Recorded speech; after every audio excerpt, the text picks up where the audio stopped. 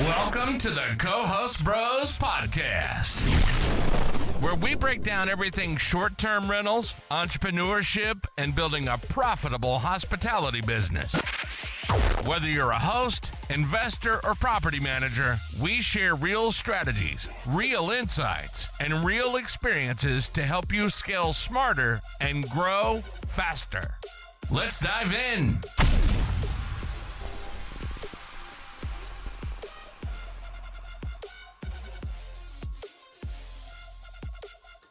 Hey everybody, welcome to another episode of the Co-Host Bros Podcast. My name is Matt Codd and I'm kicking it with Austin Spitzenberger. And today we have Jack Zoppa in the house. Did I get it? I got it right. That's it. Yeah, So stressful. your conversion on the names, I would say is like 75%. Like you're about 75% Yeah. right. And then 20, like every fourth episode you butcher it. Yeah.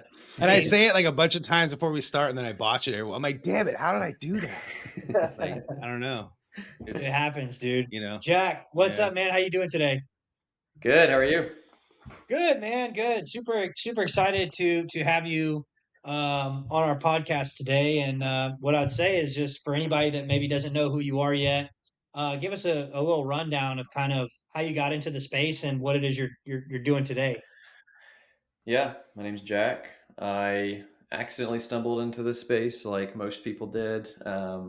Pretty young, so I'm 25 years old. So when I was 22, me and my wife were getting married. I was working at a church and I needed a new job. We were moving out, just moving further away. And so my buddy founded this company early. And so essentially I started working for him in a part-time capacity, and I have a very different route into running a management company where over the next 3 years, just kind of worked my way up through the business and into the CEO role. So now him and I are together, running this business and another one as well that we have. And so that's a kind of it. I mean, that took a lot of different shapes and forms over 2 to 3 years there, and saw a lot of different market changes. That was during I joined at peak COVID and then ran a company post-COVID, which was pretty wild. Yeah, no, that's interesting. So what markets are you in? And I guess how many units do you have under management? What does your business look like today? I think we've got 270 today. And so that's Smoky Mountains primarily. And then we've got some in the Knoxville market, which is where I live, where my office is here in the city. So it's about 40 minute difference between those markets. And then the Smokies is a pretty wide market. So most of our properties are up in the Smokies. So when he started the business, he originally started it just in our city. We moved it into the big market. Ah, okay. And then you joined forces with your partner at what, like, let's say how many listings? Because you guys didn't start at the same time, right? You came in. Yeah, actually, I don't remember how many listings that we had. A lot of guys from our church like started joining and we started working, and we essentially came in as we were moving into the Smokies. And I mean, we were onboarding at times 12 to 13 a month. And it's kind of that time period for me is a whirlwind. We have like 30 units here in Knoxville. So we might've been around that as they were moving into the Smokies. And then, it came some pretty fast growth there for that year specifically as we were hitting COVID.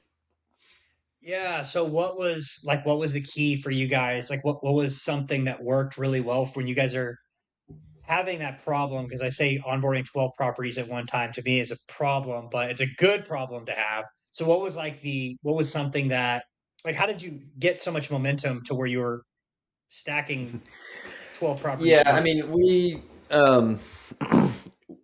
made a lot of mistakes. So, as you say, you grow that fast, you have a lot of operational issues, but essentially we entered a market where it was at the perfect time when the real estate was just booming. So there's a lot of transactions happening. Today in the Smokies, there's 20,000 short-term rentals. And so that's gone up significantly from when we started, but new builds, new investors, just lots of money, tons of money pouring into our market. And so there was just lots of opportunity, and we had a cool new brand. And we were young. I mean, like I said, I'm 25, my partner's 30 something. So we're younger guys, and a lot of the people in the space were older. So we kind of started very tech heavy. And so that allowed us to scale quicker. That being said, we did make a lot of mistakes early, so I don't want to, paint a picture that's not true. We overhired and, made some wrong decisions early for sure, just because you just had no idea what we were doing, adding that many. But a lot of realtor connections that helped us get there. And I mean, really just a few key ones. And I mean, we had a sales guy who was killing it. Still have a sales guy who's killing it. So it's kind of just that. I would say right place, right time, Lord's providence, and then, good brand. Awesome, man. So what is your role in the business? Like what's your genius zone? What do they got you doing? I'm the CEO, so I run the company. My business partner and I have a cleaning business as well that we started last year. And so me and him kind of do those two things. And so I'm not overly involved in the day-to-day of Haven Vacation Rentals in the sense of running everything. We've got a great team, it's really well built out. My partner is the COO of Haven, so he does run like a lot more of the day-to-day operational stuff. For guest experience side of things. And I still work on the client relations and sales side and some of the revenue management. Like I dabble in, I say dabble, I just kind of help the team answer questions that they might have. Right now, a lot of my focus is on the cleaning company and anything I can do to help our customers. So that's kind of vague, but. Oh, it's good stuff, man. We're at a point where where money comes in for cleaning and money goes out. We don't really make much money on cleaning at this point. But we use professional cleaning companies. We don't have cleaning in house. So we're starting to explore. I feel like we're at the size, we're at that range where people start thinking about that and thinking about bringing cleaning in house. So if you don't mind, selfishly for me, can you run me through like, what does your cleaning company look like? Like how, like if that's what you're focused on, what does your cleaning company look like? And do you regret? Was it a good idea? Is it just run me through bringing cleaning in house and how that all works? Yeah. So my cleaning company is a little bit different. I would say, I don't know if you talked to JJ King. He's cleaning in house. That's very streamlined. Yeah, that's what I was going to tell you yesterday too, Austin, when I texted you and then I forgot. Yeah. Yeah, That's JJ, your next. Yeah, just had next guest. Oh, you just had him? Okay. Yeah. He's just here. Yeah. Yeah. So he's got great cleaning in house. He started from day one doing that. I did not. We did not start with cleaning in house. We had, I think at one time we had 15 cleaning contract companies across our portfolio, and it was a lot to handle. We've scaled that back. So we still have a portion of the business where we essentially have some really great contractors that we work with. And then we have some of that we do ourselves. But we actually have a different cleaning company. So our cleaning company is called Tendwell Cleaning Co. It's branded differently. If you like those ads, you're probably going to get a few more now that I just said that for this new business. But essentially, we built this business to, yes, work with Haven, clean properties. That was kind of the starting point and launch pad. But really for self-managers in the Smoky Mountains is like the core identity that we had. And that and small management companies of 10 to 15, 20 unit portfolios that really need a good cleaning solution and are trying to piece together a cleaner here and there to figure this out. And so that's the opportunity that we saw. So we really saw more of an outward, facing brand and opportunity from it. And we branded it from day one. And so that business has grown great. It's getting more recognition today. And so we're kind of launching the brand a lot more in 2026 to grow the business externally. So I would say my experience has been good, but it was not overly easy either. Yeah. So why did you decide to, so you would say this is not even necessarily cleaning in house for you. It is cleaning in house because do you use your company to clean all your units? Not all, but some of them, yeah. Okay. Is it market specific where you're doing this? It is in the Smokies right now. Yeah. Just the Smokies. Okay, cool. So what was the logic? Like what drew you to the decision to also, instead of it wouldn't be necessarily in house, you're going to also clean for other managers too? I mean, is it just make more money, make the business more profitable, I assume, or like what was your reasoning behind that? Because I feel like from the few people that I've talked to that have cleaning in house, it was kind of built out just specifically for them to be more profitable in their management company. Yeah, I mean, it's more profitable because that business is profitable, right? So there's an aspect to that. Like we're going to clean Haven units and a significant amount of the portfolio, if not all, eventually. And so, yeah, you're going to have that bottom line. It's just under a different business, under a different brand, but we own the company, so I don't really care that much. But we saw an opportunity where the real estate market here in the Smokies is pretty upside down. So I've talked about this on a couple podcasts, but the valuation of these homes are just extremely high, and they're really too high compared to the rent that they're producing, especially in the market we're in. And so more and more people are getting into these investments, hiring one of the 200 plus property management companies in our market, and then realizing 6 months down the road they can't afford it. And so they're going to try to self-manage or piece something together until they can try to exit. And so that's the opportunity we saw is, hey, there's 20,000 listings and there's a significant amount of them that we don't even have access to because either they can't afford us or they're just not going to use a management company. And how do we serve those clients? And the aspect, we threw around a lot of different ideas. The main thing that stuck was the cleaning company because there's just not a great, reliable brand out there in our market that's well known of like, this is the best cleaning company. I can't name one. So it's like, I'm going to be one. Yeah. What's something you learned from starting this cleaning company, or a Well, I didn't mistake you start the made? I didn't start the management company, so I learned starting a company is hard. Running a company and taking over a business and all that stuff is, got its own challenges, but starting from zero is tough. So, I mean, everything that goes into starting a company and making it somewhat successful. But I mean, the talent acquisition side of things is difficult. So, like, a big part of the business is how do you find, hire, and train really, really good cleaners. I mean, we've been, I would say, blessed in the sense that we have a great team I can go into how we got that team, but they're an amazing team. Laundry, difficult solution to solve. Just hundreds of thousands of pounds of linens. Like, where do you put it? How do you do it? How much is it going to cost? Should you own your own facility or use a service? Went through a lot of those. I would say we iterated very quickly. I did learn a lot from running a business, especially in a downturn market.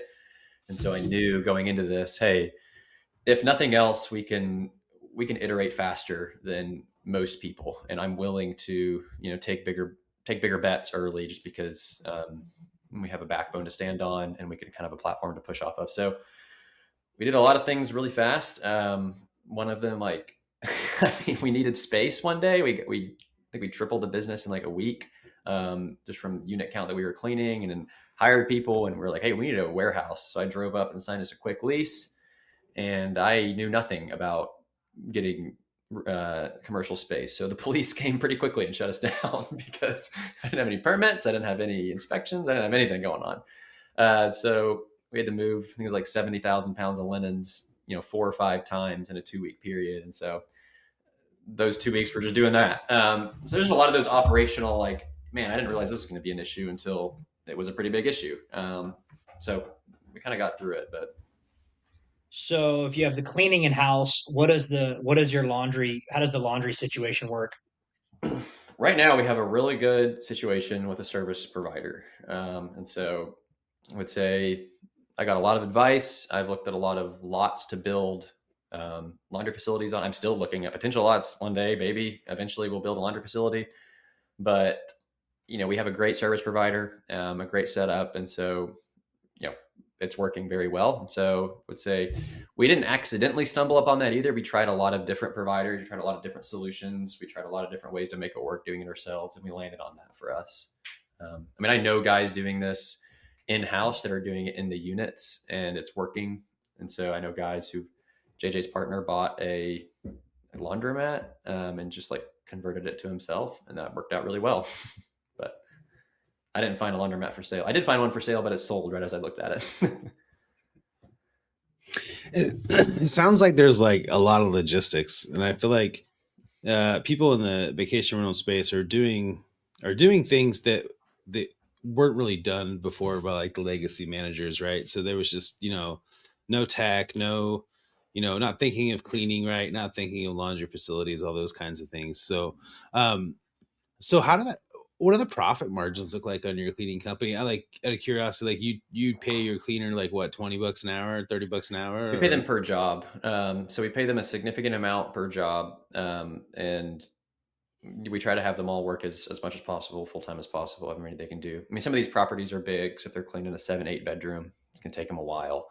But I mean, yeah, the margins are pretty good. So they're, I would say, just as good or better as the management company. I mean, it's very dependent on how well you can run a business, obviously, to how good of a profit margin you can get out of it. As of the moment, it's great. But we're also somewhat younger. So, it's, I guess, in 24 months, ask me again, and I might have a better answer. But for now, it is a worthwhile pursuit that I am excited about. And I think is a real at least in the Smokies, I think is a real opportunity to, build a business and a brand that serves the entire market, no matter if it's professional managers or self-managers. Everyone needs this, and there's not a reliable solution. Yeah.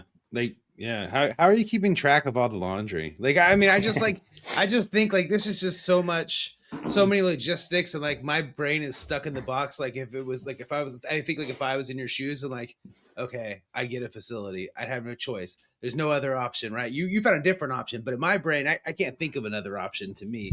So it's like, how are you managing all that? I went through every option. So we ran out of a storage unit on the side of the road for 2 weeks. We ran out of a building I leased that I shouldn't have leased. And then we, it ended up doing a lot of different things. So the laundry service provider that we use, we're able to store some things on site there. Honestly, if is what it is. But essentially, if you just had an affordable solution to store things, you can figure it out. And then every service provider has different ways that you essentially, bring them linens and get linens in return. Ours is pretty hands-on. And so we try to have as updated counts as possible. I'll be honest, this is a big problem right now. I haven't cracked this code. We have been succeeding despite this issue. And so this is definitely, I just came out of a meeting and sat down about this issue. But I'll say, like I said early, we had Haven, so I was willing to take some bigger bets on it. So I have a full-time COO that runs this company with me as well. And that's great. Like to have two guys he has tons of experience in the vacation rental industry, to have two guys who are just head on in the first 6 months trying to figure this stuff out, I think helped us just a lot, just to put our heads together. Yeah. And so how do you set up? Do you charge like a monthly linen fee? Is it just a higher commission rate, or how are you recouping some of that? Yeah, we're still working through for some of like what people love the best. I would say an annual linen fee has worked pretty well. So we just run that annually, and we try to, that's not a revenue stream. So this is like, we're trying to cover costs here because guests churn through a ton of linens, a ton of towels. Yeah. And so we're iterating that over the next 12 months. It's one of our things. Hey, let's watch and see, how many are we using? Thankfully, we had a somewhat hands-on approach to the linen process when we were subbing out all this work. And so we do have a little bit of an idea of what this costs and how to work around it. But yeah, I mean, not perfectly. Yeah, no, it sounds like you're in the weeds of figuring it out, and you're going to reach that solution at some point. It's just like, you just got to go through it. You don't know what you don't know what you don't know. And you mentioned Brooke earlier, and he was on our podcast, I don't know, 5, 6, 7 episodes ago or so. And I really like his show. I haven't seen your episode. I don't know if you've been on it yet or whatnot. I think but I'm either on way, this week or next week. Okay, so you're scheduled. I figured it was inevitable at some point. But one thing when I listen to his podcast, I love it. It's just my favorite listen to these days. But it's a common theme of like the 10 mistakes is like, maybe you wouldn't be able to say this yet because you're still figuring it out, but it's always like an overlap.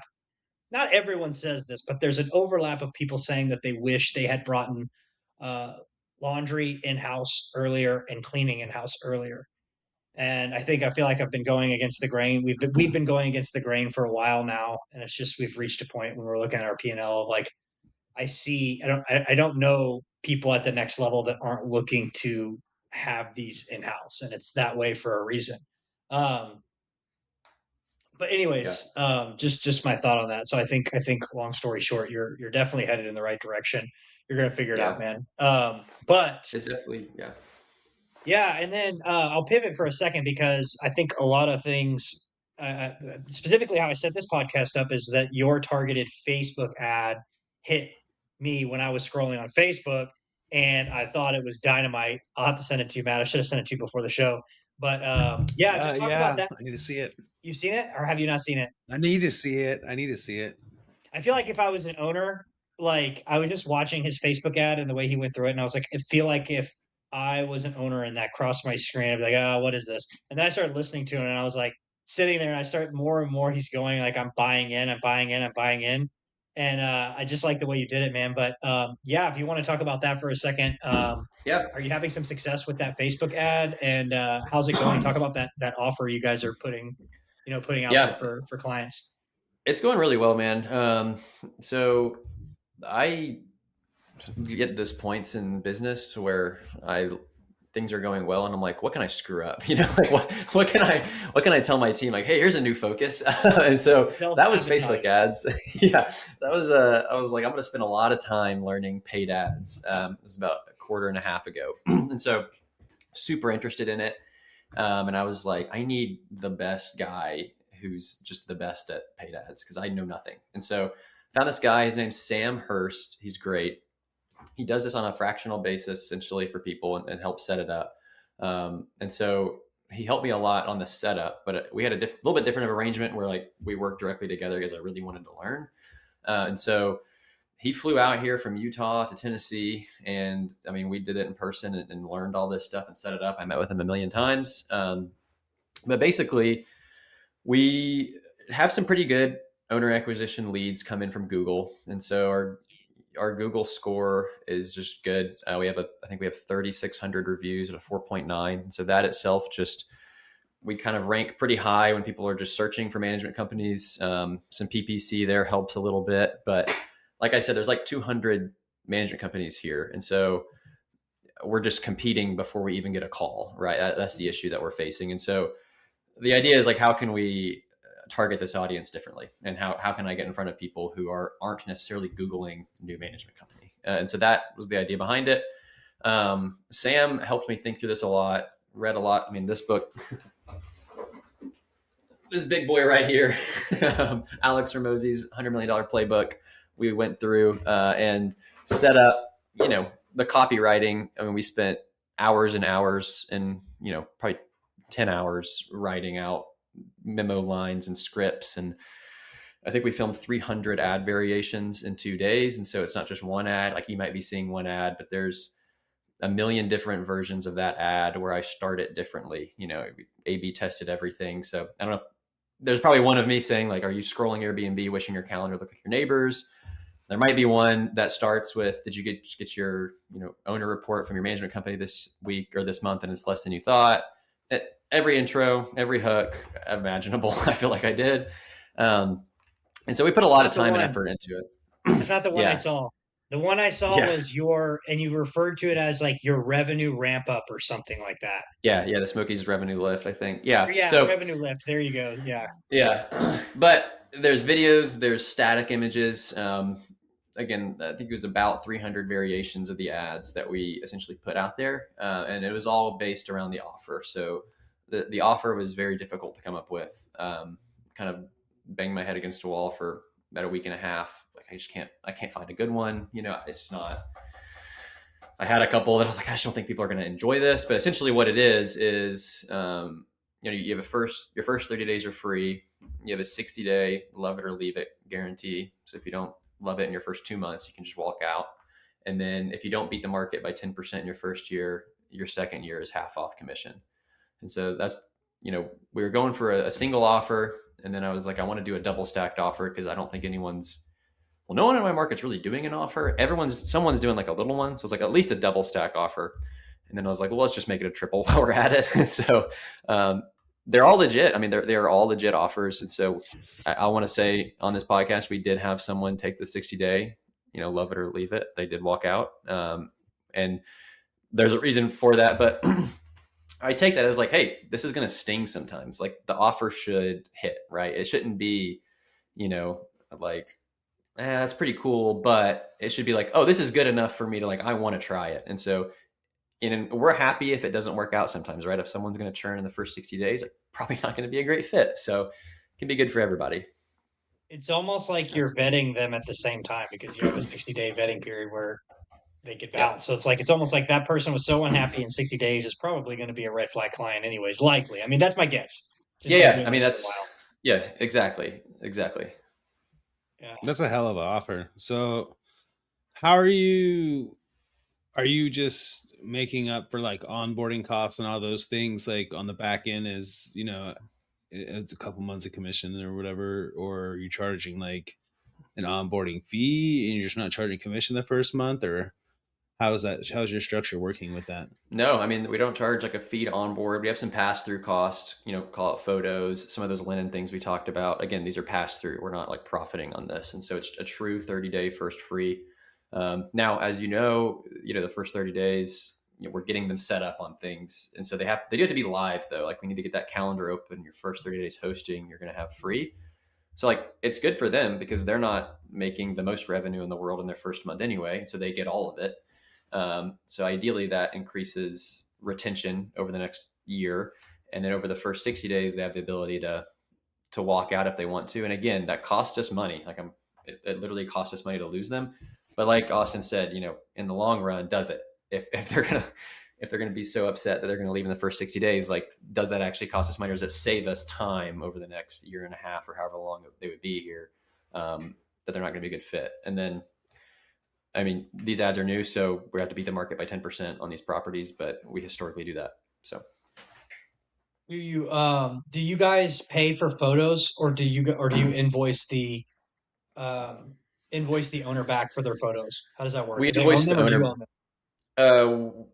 We own them and we invoice them back, but we're very lenient on that. So if they are like, hey, I really want to use I would say I'm going to give everyone their photos back, if they really want it. And I'll also keep them if they come back. But we use a good photographer. Like we use an expensive photographer in the area, and they're really solid. And so we pitch them on photos. It's expensive. Like for a 4-bedroom, sometimes it'd be $2,000 to have this shoot done. But I mean, it's worth it, we believe. Yeah, that's what I was going to ask. Like at your level, you guys don't have in-house photographers at this point, or have you thought of getting maybe an in-house photographer? I've thought about it, and the main reason I've thought about it is to make it cheaper on our clients because it is such a hurdle. But we have this photographer we use is just really good, and so like I don't think we could do better right now. Yeah. So part of it's quality, like a lot it takes to stand out in Airbnb and OTAs. So. Yeah. My biggest problem is like the one-offs, right? So like you're with somebody for, let's just say like a year, right? And then they add a hot tub, right? Now you need photos, but it's like, I don't really need to reshoot the whole house. The house is fine. Or, you change one room or something, or add arcades or things like that. So it's like, that's where I get stuck. 'Cause I'm like, damn, I got to pay someone to come out and just take a couple photos of this new section again. Yeah. You know what I mean? Most owners we found are happy to pay that cost. And if you set that up on the front end with the photographer, like, hey, later down the road, if we add amenities, would you be down to come back for $100, trip charge or whatever it is to do this? A lot of times they will. Yeah, that's good. Austin, you got something? I got to go to the restroom. I apologize, everybody. We're going to take a commercial break. I'm not going to take a commercial break. Austin's going to ask a question. What episode is this, Matt? 91 where I finally have to go pee. To 100. You've never left to go and just make it to 100. You had to take a bathroom break right on close. I have drank so much water today. Is out of control. Dude, I apologize. Just go, man. Just go. I'll let you guys know how it went. Make sure you mute yourself, man. We don't want those sound effects while we're trying to have a conversation here, dude. Anyways, that kills me.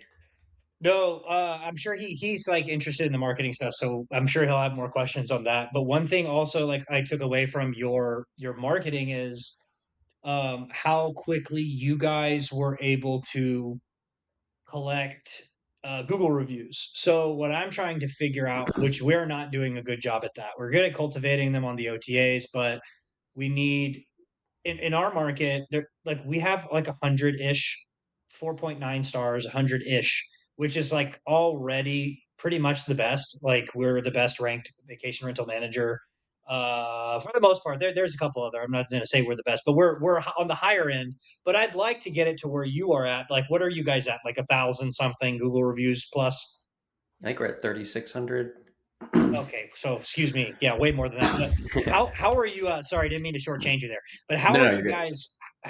But you're doing something, because that doesn't happen at 270 listings just by providing a good service. Like, people aren't just going to be like, oh wow, let me go out of my way. You're soliciting this somehow. So if you care to share, like, how are you? How are y'all cultivating all these 5-star reviews? I mean, at the end of the day, we're asking people who had a great stay to leave a Google review. And we're How are just, you asking them though? Like, are you asking them through the OTA? Because I mean, that's where my concern is too. Because I'm trying to figure that out as well. yeah, you can ask them through that. I mean, I don't know how everybody has different rules on there. You can also just text them. And so it's another option to do. But essentially, that's it. Like, if they've left a great review on the OTA, I mean, we get some bad reviews on Google. I don't necessarily want to, like any business, drive people who had an unfortunate experience to my Google page. And so we're, targeting people who had good stays and seeing if they'll leave us a Google review. And we're just doing that at scale across lots of reservations all the time. And different messaging, works. So we've rewritten the copywriting a few times of just like, okay, how, what's going to land better to get people to actually do this. JJ does this as well. JJ and Riley, I mean, they do this at scale. They have a lot of Google reviews. Him and I have, like, about a year and a half ago, we were talking about this as well. So we've both been doing it for a little bit here. But there's a lot of software that you can set up to do it for you, I guess. I don't know if anybody uses Conduit. It's an easy one to set up. There's a service that does this that I don't use, but it's called, the guy who works for Angel Host. He has a podcast. I was on his podcast. His name's Sebastian. Eduardo or Sebastian? Sebastian. He has like a little side company that he essentially helps this with. He helps people get 5-star reviews in their management company.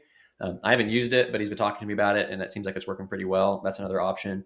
I would say if you're using a service like Conduit or something like that, it's a very easy setup, and I'd be happy if anyone wants to reach out to just demo how we're doing this and help set it up with them. But you can run this through some PMSs. Yeah, I'm looking at, because we use Guesty, so I'm just looking if there's an option in Guesty. What I'm just trying to do is, like, trying to set it up to where I don't want to get too much in the weeds on this, but somehow automated to where, like, if there's some kind of trigger that takes place once they leave a 5-star review, and doing it right there in the moment, because they're not going to most likely go back and redo it. Yeah, So I'll look into that. Go ahead. Text me and JJ because he set it up on his Guesty account. Okay. Yeah, he was saying, I think I asked him this question. He said he was using some kind of service like SweetOp or something. He uses SweetOp, but I don't know if he uses it for that specifically. I believe he uses Guesty or Conduit to run Google reviews. Guesty or I think he was saying SweetOp was like more than just Google reviews. It was more robust than what Austin was looking for. I also talked to Sean McGregor the other day too about it, Austin, and he was using his Airtable and no code thing. So like when Airtable pulls the new reviews, Zapier will use OpenPhone to shoot a text or something. Yeah, I was going to look into that. It looked like probably a better option if you could set that up. That's a great solution. Probably more cost effective as well. Yeah, there's a bunch of different ways to do it. I mean, natively into PMS, but I would say it really doesn't matter. Like the no code thing you just talked about is the same idea, and just do that at scale, and it works pretty well. Yeah, I think that's what you have to do. It's crazy. So when you're running these ads, which a lot of management companies aren't running ads. I've looked at what is it called? Facebook. Is it Facebook's ad suite or something? Yeah, there's where you can search previous ads, ad library, right? And I'll search like co-host or Airbnb management or like property management, and I won't see like hardly any ads like in my area at all. And if they were running ads, they maybe ran them for like 5 minutes and that was it. Like it just didn't seem. So it's really interesting that you are running ads and it is it's working for you. I mean, I'm running ads too, and it works here and there, but I don't think it converts the way that I want it to convert. It may convert into very few calls a month, but my budget is probably a lot smaller than yours. But what do you like? So when you're targeting, how are you? Because these people who own in the Smokies, right? They live everywhere, right? Yeah. So where are you targeting? Are you targeting the whole U.S.? Yep. Essentially, we're targeting nationally. I've played around with targeting some key cities, but it's just better to target nationally, and we just get really dialed on the creative. And so it's the creative speaks to the market, and so that's how we're doing it. So it's if you look at the ads, if you own a property in the Smokies, is how I start everything. We'd have to tweak this a little bit. We had some people from Texas wanting us to manage property, and it literally said like Smokies only. I was like, how do you get this wrong? But we did tweak the creative. That offer's too good, dude. You got to do it down here. I'll take it. You can manage my one-off property down here. Yeah. But essentially, it's a nationally targeted into people who are interested in it, right? The normal interest level stuff, and then just running it for the creative. The ads are successful because of the creative. Like Sam really helped me a lot with this, and he flew down here and helped. Like we had a camera, we had a studio set up, we had I had a recorder. What's it called? The thing you read off of, and teleprompter. I had 48 hours of that. I mean, just straight. Like we did 300 variations in 2 days, and so I shot 5 or 6 different VSLs. Which, if you go through the funnel after the ad, you'll see that final VSL, call to action VSL, post call videos, post call journey, all the stuff. Like really went down the rabbit trail of just trying to get people in, but also we want them to know what we're about. And so the creative speaks to them, and then the funnel, educates them essentially. So how are you using any kind of like filters, like income filters or anything like that? Or you're just shooting to all the US and then just letting Facebook figure it out? Or yeah, essentially, I think I have an income filter. I used to do some income filters, but it didn't work as well. And so, basically it's the interest stuff, right? So they're interested in real estate and investing, and also Airbnb and Vrbo, and also, vacation rentals. Yeah. And also you just get really down. Yeah. I noticed a lot of the filters, like kind of just, it makes it worse half the time. So it's like, it seems like you're trying to filter it out, but then it's like, okay, now it's the right people seeing it. It's not working right. I mean, I used to have an offer, but I didn't run an offer like yours. So I like your offer. I might have to, hopefully your ad pops up so I could join your funnel. Yeah. But I mean, that's cool. So how are you, so you're, after they sign up, then you got them in an email funnel? So they sign up for a call in the next 48 hours or under, I think. So that's calendar's only available for a couple days. So it's very soon. Right. And so, they get a quick email, like, get ready for your call. They also get logged immediately. My sales guy texts them, make sure they're good to go, and they show up for the call, and then they knock it out. And then the process goes from there. The process is a little bit different than we've gotten used to. We're still working through that a little bit, because a lot of times we're getting Googled and getting called, and they're like, hey, I submitted notice with my old company looking for a new one. So like I can onboard tomorrow. But we're getting people who, we just talked to a guy who's like, I wasn't even thinking about switching, but I loved your ad and offer. And so, now I'm going to.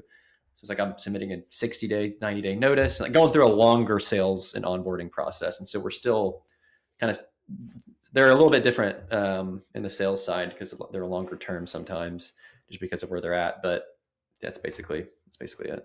The creative is just essentially, if you blast it out, but you have the creative really dialed in, you will get back what you're looking for. And so if it's, hey, Smokies owners in the Smokies with an Airbnb in the Smokies, if you've just bought one in the Smokies in the last 90 days, then we have a management company in the Smokies and so that's how we're filtering through. And so I'd say probably the last 30 days, like the leads that we've gotten have been in our market, who we want to talk to, and a lot of them. So I feel like you read a lot of Alex Hormozi's books several times. Maybe. Yeah, they're really good. They're really good books. Yeah. Yeah. I enjoyed the new one too. Yeah, I like the new. That's the playbook I've got down there. Yeah. My buddy. Yeah, that and the money models. Yep. Yeah, it's a good book. Yeah. I think at the end of the day, it's just about doing it. Like no one's doing it, right? And it's because it's not overly easy, and it takes a lot of thinking to come up with an offer. And I didn't think it was a great offer at first until people started being interested in it. No, it's a good offer. I was offering for a while. I was offering like free safety inspections, like $800 values, and that wasn't getting near as much traction as I thought it would. Like I thought people would care more about the liability in their house than they do. Like I think most people see like, I don't give a shit. Like whatever. Like it's not my I think problem. it has to bite. I mean, I think one of my friends had a sales company, and his offer, I think, was like, we'll buy you a Tesla if we don't do X, Y, or Z. And he had to buy, Damn. I think he had to buy a couple Teslas. But you see that offer and you're like, that is, and so that's my framework I started. I was like, I can't afford a Tesla, but what can I afford? Yeah, what can I afford, and how long does it take me to recoup what I've paid? Like, how long is it going to take me to recoup the 30 days or the ad spend and things like that? So, what is your ad spend, out of curiosity, if you don't mind? Yeah, it's a few grand a month. I mean, we've tested up and down. We've tested how much, a few grand on Google versus a few grand on Meta. And I would say I swap between, like, I'm still trying to identify, like, where should I put all the money? And so I would say I'm kind of in the thick of that right now. I don't have a great answer on what the ad spend should be, but it depends on your market too. I have a hyper competitive market. So there's guys spending probably $800 a month in the middle of nowhere, where they're the dominator in the market and getting just as good of a return on leads as I am. But have you tried LinkedIn ads? I haven't. I've been pretty interested in doing it. I think those are interesting. I need to learn it. So I need to learn the targeting on there. I mean, because I don't get a lot of clients, from LinkedIn. Sometimes I do podcasts and clients are interested from that. But I'd say that's probably the next step. I'm going to run, probably see some cleaning company ads that I'm going to run as well. And so I've got an interesting offer that I'm about to release for that. Interesting. Yeah. So the offer is 30 days free, 60 days leave if you just want to leave, whatever, no big deal. Just say, hey, screw you, I'm done. And then if we don't beat the market or beat what you made last year, the market.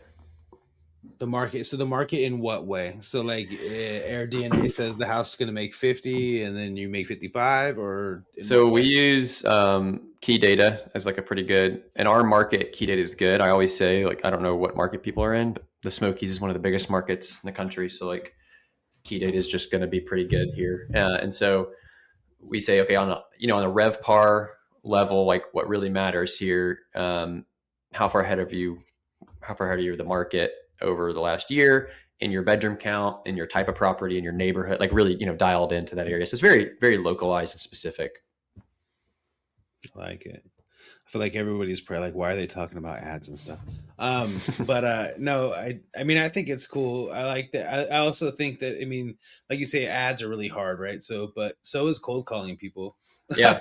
That's hard too. I mean, doing pretty much anything to acquire clients is not easy, no matter what you're doing. I mean, unless you're just responding to Facebook posts all day, and there must be a lot of action for you to do that. But nothing's easy. That. I mean, that's the thing is, I would much rather have a demand problem where my sales guy is drowning in leads than a dry leads issue. So I'm okay with so that. At what point did you guys hire a sales guy?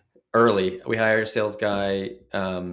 We've had a full-time sales guy for a long time. This specific one for 3 years, I think. He's great. He's amazing. What's the structure? What's his comp structure? Like commission only, or are you guys paying? We pay him a base. I think we pay him a pretty good base compared to what I've heard, and then he gets a percentage of our commission projection, so paid out when they start hosting. So if you're going to make 20 grand, if that property's going to make 20 grand, you'll say, okay, we'll give you 5 grand for signing that person, or just essentially something like that. Something like that, right? Yeah. He did 7 this month. So for him, let's talk about that for a second. So like when we're talking about all this marketing stuff, like the thing is like the biggest thing is like people want to choose too many avenues and go half-ass on all of these avenues. And I think my take is like choose 2 or 3 and go as all in as possible. Maybe even just one if you know one method works. So if it's Facebook ads and you're crushing it, like any time devoted to going out and doing realtor lunches may not necessarily make sense if one of them's already working. So I guess my question for you and your sales guys, like what are the things that are working the most for you outside of Facebook ads? Does he do like other stuff? Does he host like lunch and learns for realtors or anything like that? Or like, what are some other ways you guys are doing sales related stuff? Or is he just like, you guys are just blowing the Facebook leads up and he's like, dude, I've got more calls coming in. I just gotta close them. What's it look like? Yeah, just ads. We don't do anything else. I mean, we have realtor connections, and he'll go to lunch with a guy every now and then, but we're not doing these lunch and learns. We're not. I mean, I'd like to do some of that. I have plans to do just some of that. I have plans to hire someone else to do that other than my sales guy, actually, because too many leads, just to be in the community or just for the brand. Right. But as far as these leads go, it's Google inbound leads. And so we've tweaked that several times, and then it's meta ads, and it's just blown the roof off of both of those. And right now meta ads are flying off the shelves. So it's just generating as much demand for him as possible through that. And then he goes and runs with it. So he is not, he's essentially an AE, right, in the sales structure. So he's not necessarily full cycle. He is kind of full cycle, but he's not going and generating leads through anything. He's just focused on, nurture and close people who are interested.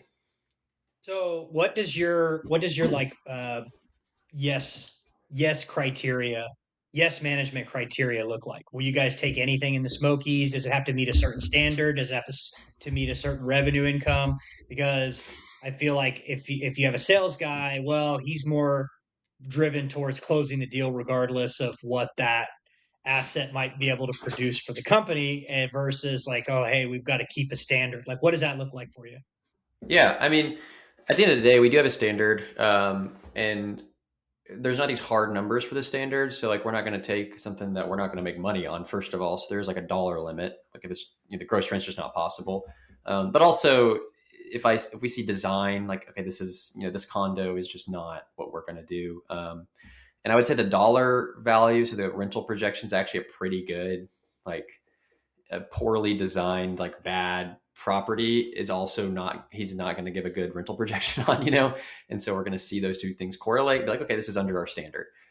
Aside from that is the type of owner, and we're getting better at trying to filter out who we're bringing on. And so I'd say that's one of the bigger things. There's a clawback on commission would be good for people if they're interested in how to structure sales reps. Is right now, I don't know how many months, but if they offboard after a certain period of time or whatever, the commission's clawed back. So there's incentive for him not to bring on people who are terrible.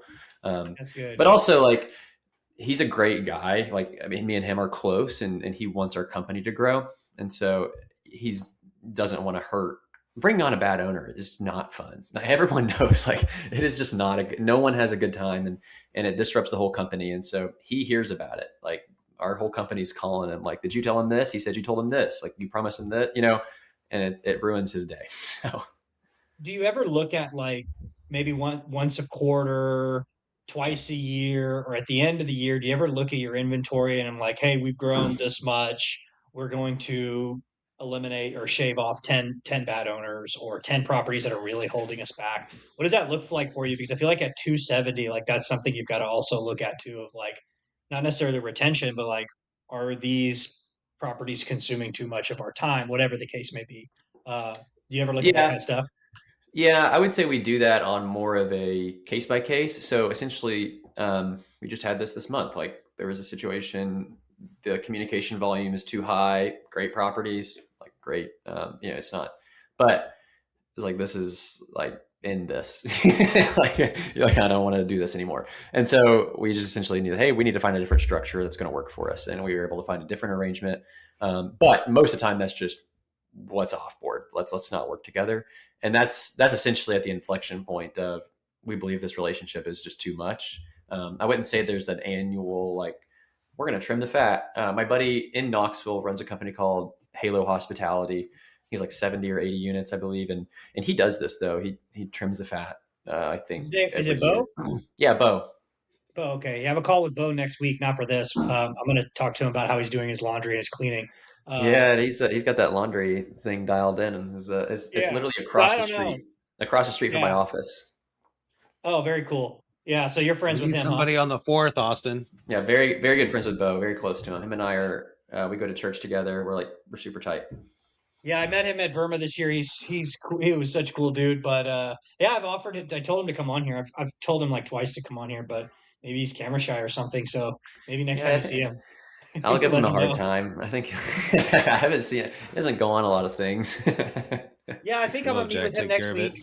Yeah, I think I'll meet with him next week, and we're gonna talk about how he's doing the cleaning. I want to figure out, like, what hurdles he's kind of went through, try to avoid any pitfalls once we get going with this. But Yeah, his inventory is a lot closer together, and so he's able to that centralized facility he has. It's smaller. They're able to. He's essentially able to streamline his operations because they're so tight, and that dude is so vertically integrated into what he does. It's such a tight operation. yeah, and it's almost like his revenue, like he's making money on everything, which is good. So he can take lower income producing properties, knowing that, he's telling me he's going to put the maintenance, he's doing the maintenance in house, he's doing this in Yeah, house, this in house. And I have the same problem that you have. I wouldn't say problem, just a different.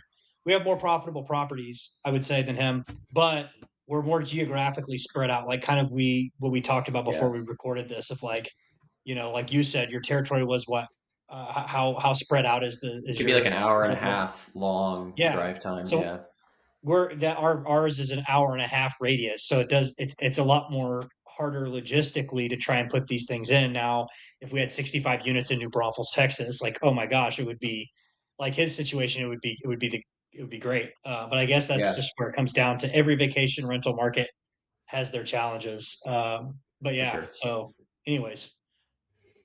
I got a friend who has his own pest control in house. Yeah, I've looked at it. That's Yeah, wild. it's wild. Yeah, yeah. He said I forgot what it was. He said I think it ends up costing like I don't know 100 a quarter or something, and then he charges like a lot more a year, and then because the pest control normally is like I think one of the units we pay $69 a month. Yeah, So yeah. I can't remember how much that's you pay.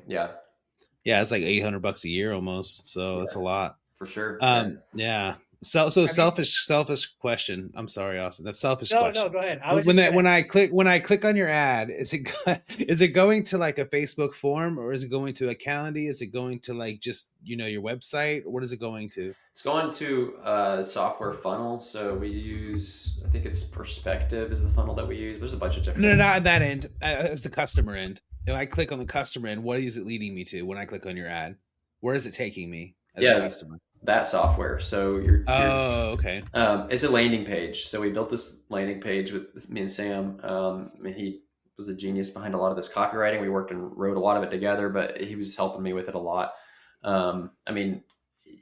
If I don't have an example of this pulled up, but I'm trying to think like the questions that it asks you as you go through. Just don't book a call because it costs me money.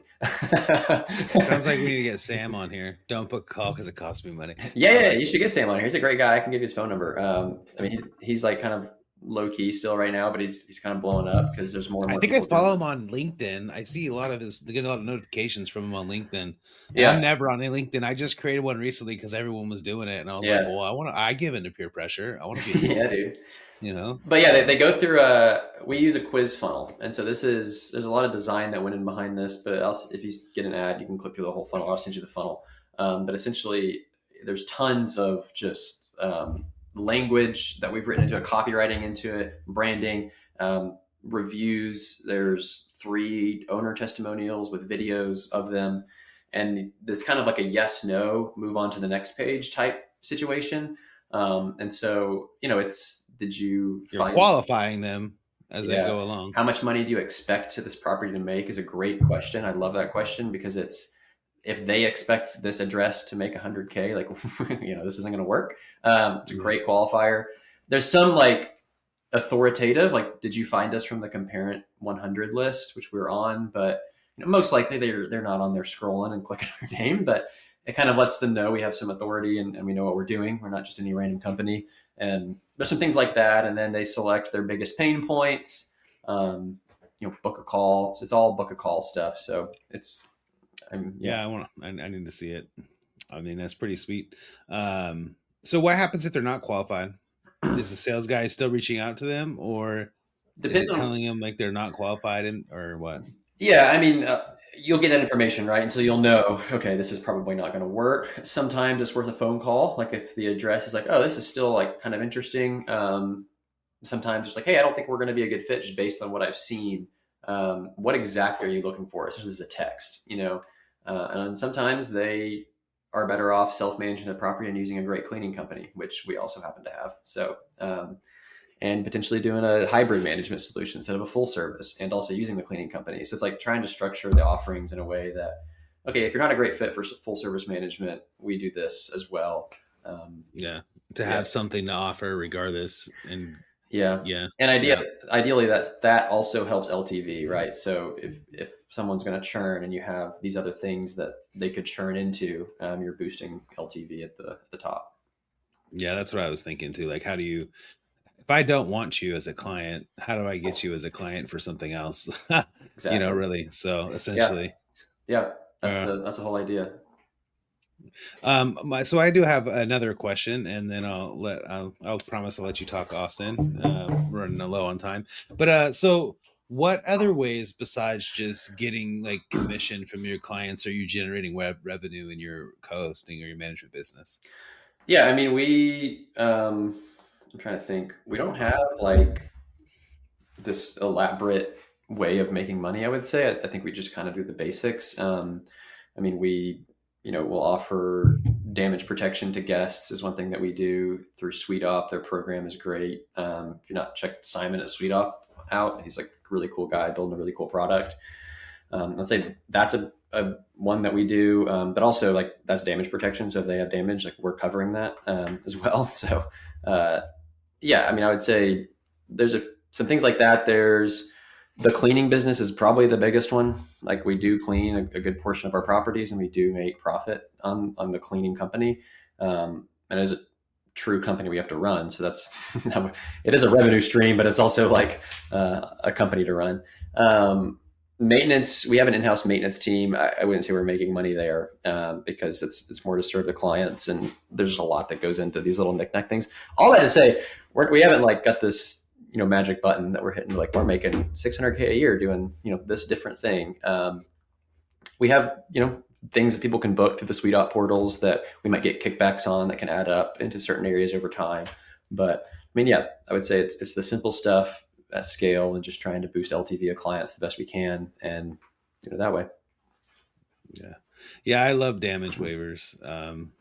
Personally, I mean, I either make them get it or I, charging, high extra fees in their booking to get it for them. But, it's always an easy upsell that's like automatic. So I like that a lot. I think it's really good for everybody. I mean, it's good. It's good for guests. It's good for owners. Owners are covered at this point. Owners like ask, like, do you do this? So that's another reason we had so many owners. Yeah, asking. I love it. Yeah. Because it's like if something of yours breaks, like I want to actually be able to replace the thing. Like I don't want to get a prorated amount and not be able to replace it. And be like, hey, by the way, I'm gonna need another $40 to get this back the way it was. Exactly. You know what I mean? Yeah. Like I just replaced a sound bar on damage waiver because somebody ripped it out of the wall and it hit the ground and it wouldn't turn on anymore. Classic. So I just purchased the new sound bar, the same exact one, and sent the receipt and showed the video. It was all ripped up, and that was it. Great. Approved. Nice. The owner doesn't even know he has a brand new sound bar, but he does. I mean, lucky guy. Yeah, that's great. I think it's good for everybody. It is. It definitely is, I think. Yeah. Austin, you got something else? That's pretty late. No, I'm good, man. I think. Okay. I texted Bo. He said, "What's up?" And he said he listened to our episode this morning with JJ. Is that one even out yet? I guess it's out because he listened to it, but I didn't even this think morning it was out. I think. I was about to say, I was like, he wouldn't just say he listened to it and not do it, but I was like, I also didn't know that was out. But that's awesome. Let me take a picture of this for Bo and tell him he needs to get on the grind. You want me to screenshot it? I can screenshot it. That's what I was taking a picture of. I said, that's why I took a picture of the screen and I sent it to him. I was like, this your boy, question mark? Yeah, he just texted me this morning. Nice. Well, cool. Yeah, I'll chat with him next week. And everybody smile for Bo. Hey. All right. Done. There we go. All right. Well, cool. No, I'm good. I'm all good. I appreciate you, Jack, for coming on. That was awesome. That was valuable. Thank you for coming on here and dropping some game. I appreciate it, dude. Selfishly got 2 or 3 takeaways I'm going to go figure out right after this call. So I'm happy. Cool, man. Yeah, I appreciate it. Love to. I don't think I have your phone number. Let me grab it after we're done here. Love to connect and chat further. Yeah, sounds awesome. Good. And I added you on Facebook so I can ask you 1,000 questions. Oh, sweet. I'm excited. Yeah. No, you should be. Don't worry. It's all good. I'm pretty funny too, so I got good jokes too. Yeah. Some people don't like them, but it's all right. Yeah. Anyway. But dude, Jack, thanks, bro, for coming on. We really appreciate it. You killed it. What you're doing with the ads is great, and yeah, I just think a lot of people can learn things from that.